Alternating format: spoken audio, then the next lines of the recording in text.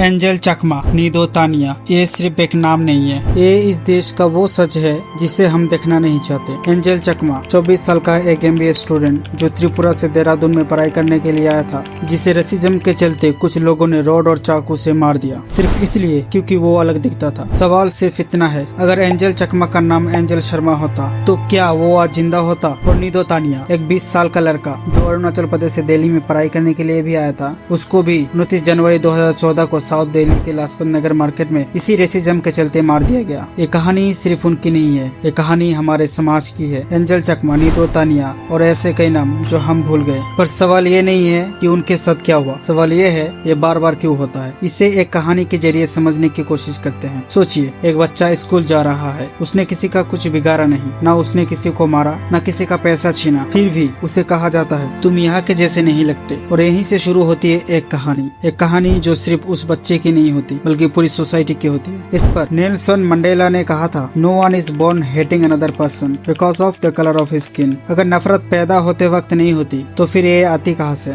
और ये सवाल पूछना जरूरी है, क्योंकि जब हम सवाल पूछना बंद कर देते हैं तब डिस्क्रिमिनेशन एक सिस्टम बन जाता है। What is racial discrimination? Racial discrimination का मतलब सिर्फ इतना नहीं होता कि कोई किसी को गाली दे दे। असल में ये एक प्रोसेस होता है। पहले डिफरेंस नोटिस किया जाता है, फिर उस डिफरेंस को मीनिंग दी जाती है और फिर उस मीनिंग के बेसिस पर पावर डिसाइड होती है। Skin colour, facial features, ethnicity, ये सब बायोलॉजिकल है, लेकिन सुपीरियर या इंफीरियर का आइडिया बायोलॉजी से नहीं सोसाइटी से आता है। और जब सोसाइटी की चीज को रिपीट करता है तो वो सच बन जाती है। यही से रेसिज्म सिर्फ बिहेवियर नहीं रहता, स्ट्रक्चर बन जाता है। Racism system not incident. अक्सर जब रेसिज्म की बात होती है हम सिर्फ इंसिडेंट देखते हैं, किसी ने रेसिस्ट कमेंट कर दिया, किसी ने हाउस रेंट देने से मना कर दिया, लेकिन इंसिडेंट सिर्फ सरफेस होता है। असल रेसिज्म तब होता है जब आपका नाम, एक्सेंट, स्किन कलर आपके फ्यूचर के ऑप्शन डिसाइड करने लगे। और जब ये चीज एक दो लोग नहीं पूरी इंस्टीट्यूशन करने लगती है, एडुकेशन, पुलिस, मीडिया, तब रेसिज्म इनविजिबल हो जाती है। और इनविजिबल चीजें सबसे ज्यादा डेंजरस होता है। Sociology इंटर्स the story. यहीं पर सोशियोलॉजी एक इम्पोर्टेंट सवाल पूछती है, अगर रेसिज्म इतना हार्मफुल है तो फिर सोसाइटी इसे अलाउ क्यों करती है? टालकोट पार्सन का कहना है, सोसाइटी एक बॉडी की तरह काम करती है जहाँ हर ऑर्गन का काम होता है, लेकिन अब जब आप एक पूरे ग्रुप को सिर्फ उनकी रेस की वजह से बाहर कर देते हो तो बॉडी का बैलेंस बिगड़ जाता है। इसका मतलब इकोनॉमी इनसफिशिएंट हो जाती है, टैलेंट वेस्ट होता है, सोशल ट्रस्ट खत्म होता है, और जब ट्रस्ट खत्म होता है तो कॉन्फ्लिक्ट जन्म लेता है। Conflict theory the turning point. और यहीं पर मार्क्सिस्ट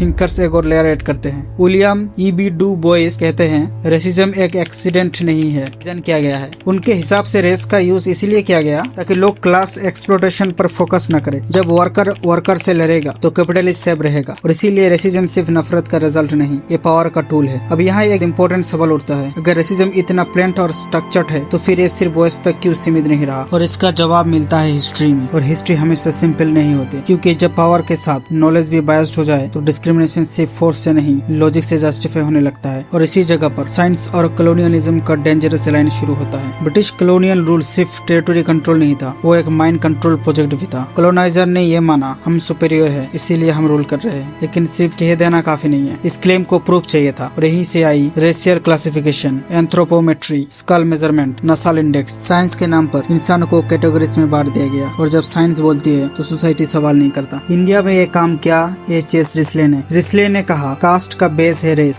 उन्होंने इंडियन सोसाइटी को मेजर किया नाक की लंबाई, सर की शेप, स्किन कलर, और फिर एक कंक्लूजन दिया, Indo Aryans are superior, Dravidians and tribals are inferior. ये थ्योरी गलत थी, स्यूडो साइंटिफिक थी, लेकिन प्रॉब्लम ये थी कि ये थ्योरी ब्रिटिश एडमिनिस्ट्रेशन के काम आ रहा था। क्योंकि अगर कास्ट नेचुरल है तो इनइक्वालिटी नेचुरल है, और अगर इनइक्वालिटी नेचुरल है तो रेसिस्टेंट गलत है।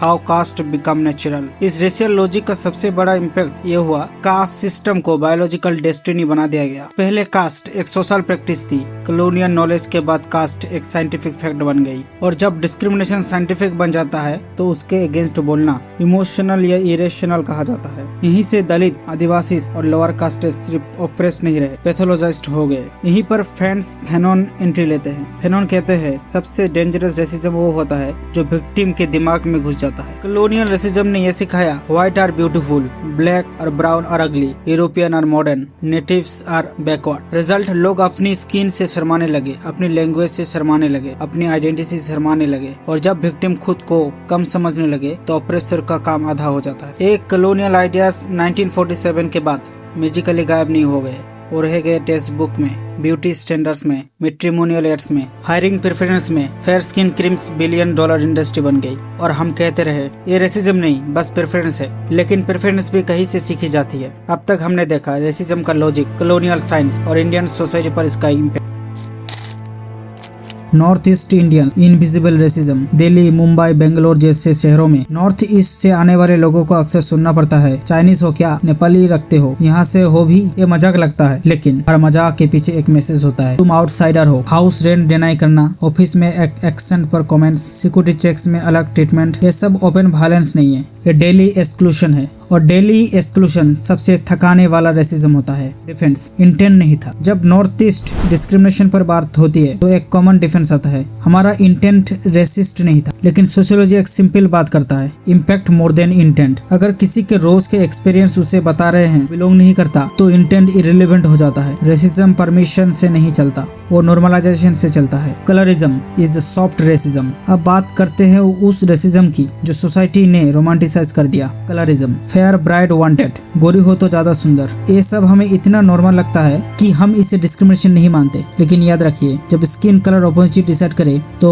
वो प्रेफरेंस नहीं होता, प्रेजुडाइज होता है। Denial as a problem. India का सबसे बड़ा रेसिज्म शायद ये है कि हम रेसिज्म को नहीं मानते, हम तो टॉलरेंट है। ये वेस्टर्न कॉन्सेप्ट है, सब बराबर है। लेकिन डिनायल भी एक प्रिविलेज होता है। जिसने डिस्क्रिमिनेशन फेस नहीं किया उसे लगता है कि वो एग्जिस्ट नहीं करता। अब यहाँ एक सवाल बनता है, अगर डिस्क्रिमिनेशन इतना वाइड स्प्रेड है तो फिर लॉ क्या कर रहा है, कॉन्स्टिट्यूशन क्या कहता है, कोर्ट्स क्या करते हैं, और सिस्टम का फेल होता है। अगर सोसाइटी बायस्ड है तो लॉ न्यूट्रल होना चाहिए, क्योंकि लॉ का काम सिर्फ रूल्स बनाना नहीं होता। लॉ का काम होता है तो पावर लिमिट होता है। लॉ का काम होता है पावर को लिमिट करना, और इसीलिए हम कॉन्स्टिट्यूशन को मोरल डॉक्यूमेंट कहते हैं। लेकिन सवाल यह है, Indian constitution promises. Indian constitution clearly कहता है, आर्टिकल 14 लॉ के सामने सब बराबर। Article 15 religion, race, caste, sex, place of birth के बेसिस पर डिस्क्रिमिनेशन माना है। यानी टेक्निकली इंडिया में रेसिज्म इलीगल है। फिर भी अगर डिस्क्रिमिनेशन होता है तो इसका मतलब सिर्फ एक ही चीज हो सकती है, प्रॉब्लम लॉ में नहीं, प्रॉब्लम लॉ के यूज में है। इंडिया में एक लीगल कॉन्ट्रडिक्शन है, हम कास्ट डिस्क्रिमिनेशन को मानते हैं, हम रेस डिस्क्रिमिनेशन को डिनाई करते हैं। SC/ST atrocities act strong law है, लेकिन north east discrimination, African nationals, colourism, इनके लिए कोई स्पेसिफिक लीगल लैंग्वेज नहीं है। So what can actually change? No slogan, no hashtag. Real change यहाँ से शुरू होता है, जब मजाक को कॉल आउट किया जाए, जब मीडिया स्टेरियोटाइप्स को क्वेश्चन किया जाए, जब हायरिंग, पॉलिसिंग, एजुकेशन में डाटा देखा जाए, जब इंटेंट से ज्यादा इम्पैक्ट पर बात हो। India context final mirror. India में रेसिज्म का नाम कुछ भी हो, caste, colour, region, religion, logic same है। तुम अलग हो इसीलिए कम हो। जब तक हम ये मान लेंगे कि डिस्क्रिमिनेशन सिर्फ दूसरे देश में होता है, तब तक हम अपने सिस्टम को क्लीन नहीं कर पाएंगे। Closing thought. नेल्सन मंडेला ने सिर्फ ये नहीं कहा था कि नफरत सिखाई जाती है, उन्होंने ये भी माना जो चीज सिखाई जा सकती है वो अनलर्न भी की जा सकती है। लेकिन अनलर्निंग के लिए पहले एक्सेप्टेंस चाहिए,